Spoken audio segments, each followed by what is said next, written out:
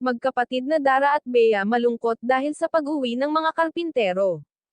Bago ko umpisahan ang maikling reactions video na ito, hiling ko lang na tapusin ang panonood nito para malaman ang nilalaman nito. At kung bago ka pa lang sa munting channel na ito, paki-subscribe naman at maraming salamat. Isang mapagpalang araw sa inyong lahat. Kalingap Rab muli namang dumalaw sa magkapatid na Dara at Bea. Inabutan nga itong magkapatid na naglilinis sa loob ng bagong bahay nila.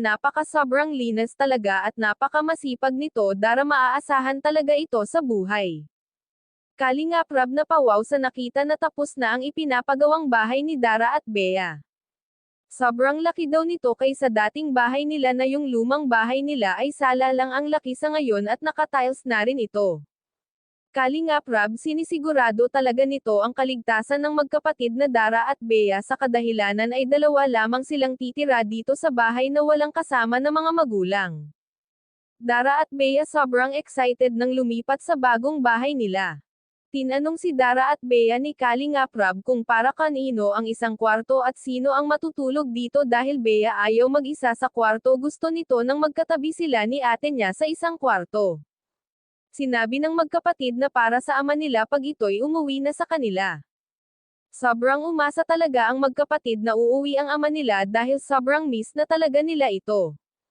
Pabirong katanungan ni Kalingap Rab para kay Bea na kung gusto ba nitong magkaroon bagong ina, agad naman sagot nito opo, gusto niyang magroon ng bagong ina simula nang mawala ang ina nila at sumunod namang umalis ang ama nito ay si Dara na ang tumatayong ina para kay Bea at ito ang kinagiznan na ina nito. Dagdag pang ang kwento ni Dara kay Kalingap Rab ay hindi raw si Bea makakatulog kung hindi siya katabi nito at umiiyak ito kung wala si ate nanay Dara niya. Si Dara na talaga ang tumayong nanay para kay Bea sa kabila ng lahat, kahit sila lang na magkapatid ay kinaya nilang mamuhay dalawa ng blank kasama dito. Kalingap Rab sinabi kay Dara na kailangan makapagtapos ito sa pag-aaral at wag daw nitong sayangin ang oportunidad na ibibigay sa kanya dahil hindi naman habang buhay na may tutulong sa kanilang magkapatid.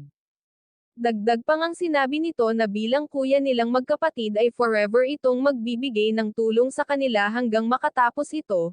Dara, sobrang pasasalamat sa mga sponsors at sa mga tumutulong sa kanila at habang buhay nitong tatanawing utang na loob sa mga sponsors nito. Hanggang dito na lang ang update ko mga ka-viewers. Maraming salamat at God bless sa inyong lahat.